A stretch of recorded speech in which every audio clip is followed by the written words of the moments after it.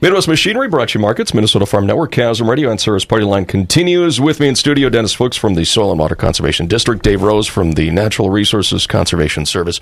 Chuck Uphoff, he is part of officially the Minnesota Agricultural Water Quality Certification Program as we continue on Service Partyline. Dennis, you mentioned you wanted to talk about the public-private kind of thing? Yeah, what makes this water quality certification program unique in the Middle Sauk is that you've got the federal government, the state government, you've got the local SWCD and NRCS at the federal level again. And then you've got Golden Plumb coming in because they also see the value. So you got the public and private folks coming together to help solve the problem.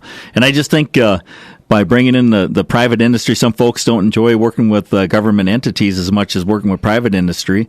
So this just kind of, brings us all together to sing Kumbaya to solve the problem. Charlie, I thought going to break out. I thought he was going to start singing. You kind of looked at him. I thought we were all harmonizing and during the break here Kumbaya. We didn't practice long. Okay, that's right. Yeah.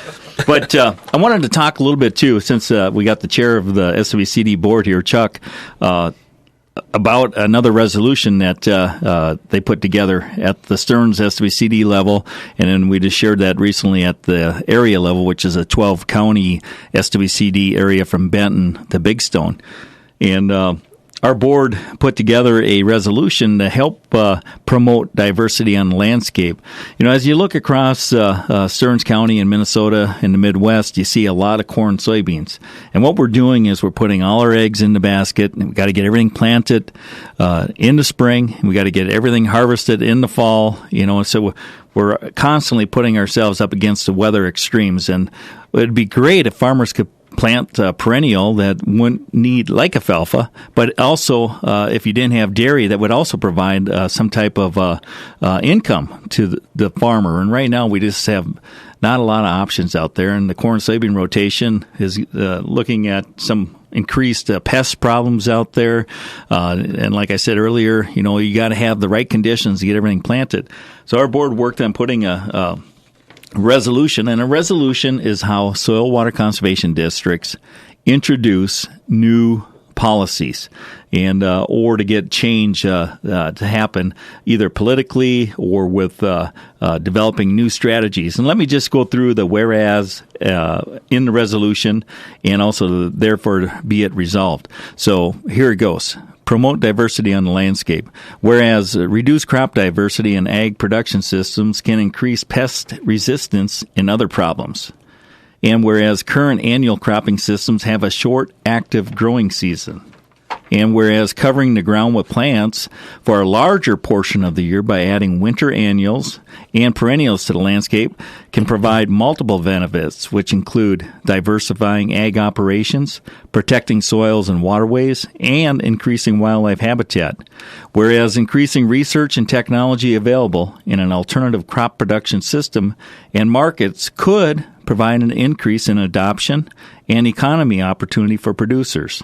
And then here's, therefore be it resolved that the Minnesota Association of Soil Water Conservation Districts support the University of Minnesota's Forever Green initiative or similar programs to improve plant genetics while creating new economic opportunities for winter annual and perennial crops that will promote diversity on the landscape. So what we're looking at here is the University of Minnesota's got a Forever Green initiative where they're looking at winter annuals such as pennycress, which is, everybody, pennycress? Isn't that a weed? Well, yeah, it is a weed, but it's also a winter annual, and it's something that we might be able to sneak between a corn-soybean rotation where you plant it after you harvest in the fall, and you harvest it, the pennycress in the spring, say late May, early June, and then you come back with another crop, and you got something growing out there to protect your soils. If you look across Stearns County and you look at our corn-soybean systems, when we have record-setting rainfall events, in one of our rain gauges, we picked up 4.6 inches of rain in 1 hour. That exceeds a 1,000-year storm event. So by having a perennial out there, you look at a corn soybean field that was just getting planted, you look across the road and you got alfalfa, and you see minimal, if any, erosion in the alfalfa system, the perennial system. And where on the corn soybean rotation, you got tremendous amount of soil being pushed off these fields. And these fields will never be able to produce the same amount of crops. The crop productivity potential has been severely impacted because of the soil erosion. You can actually look across the hills and it's starting to look lighter.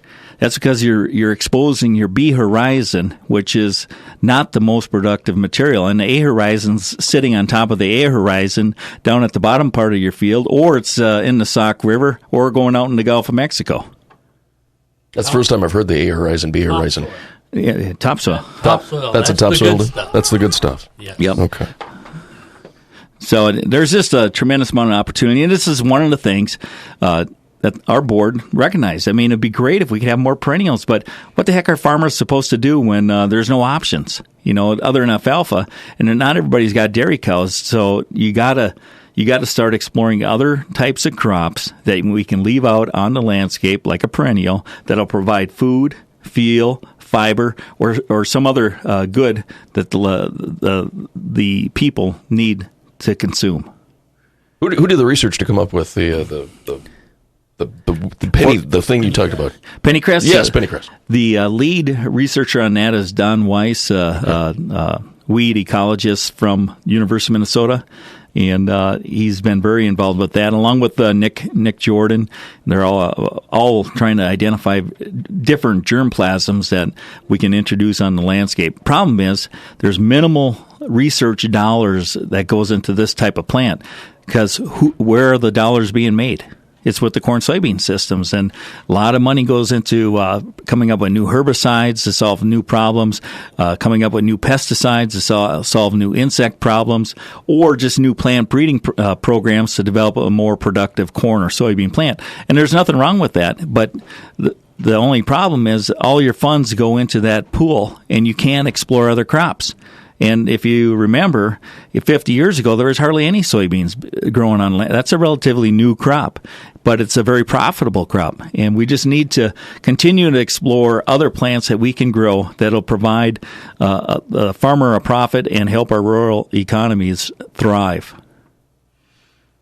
So I don't know. Were you going to say something, Chuck? Yeah, I was actually going to I'm sorry. I had a cup of coffee. I know. And You're all wound up. Yeah, I get a little wound up. I was going to talk a little bit too on that, kind of on that same note about keeping cover on the ground is actually putting the cover crops in.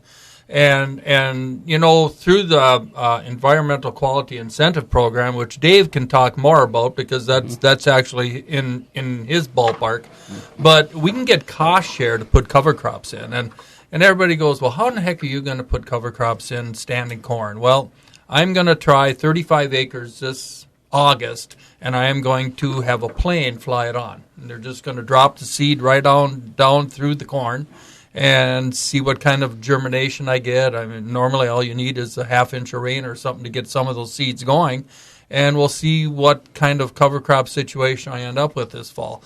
But I definitely want to try it. I also bought a no-till grain drill, and with that, as soon as I take my small grains off this first part of August, let's say, then I plan on putting a cover crop in all those, and then I plan on over the winter or late fall, I plan to graze all those cover crops, which will be an added benefit to us also. But I will let Dave talk a little bit about the cost share that is actually out there to put cover crops in.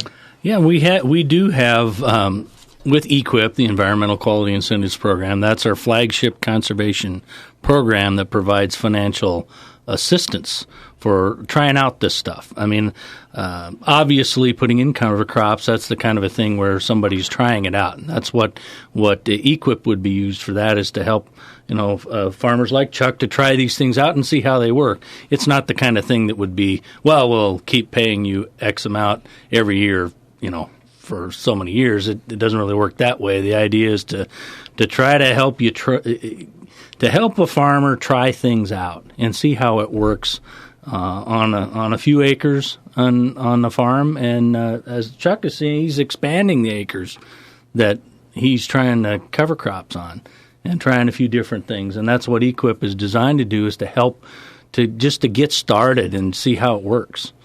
And we have two different ways to do it, where I think Chuck is accessing the part for just trying some things out. We also have a more formalized program of a contract that would be cover crops for 5 years in a row.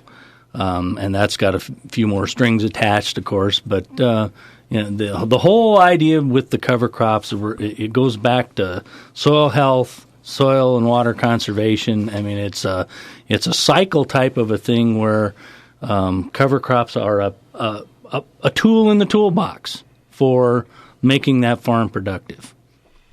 I will say that when the cover crops that I put in last fall, I put in cereal rye, turnips, radishes. This year I'm going to definitely expand that some more and going to vetches and clovers and so on and so forth. But one of the fields I have very highly erodible land. And one of the fields that I did have a cereal rye in, or a winter rye, I put corn in this spring. And with all these heavy rains, I had absolutely no erosion at all, and the corn looks absolutely fantastic on that field.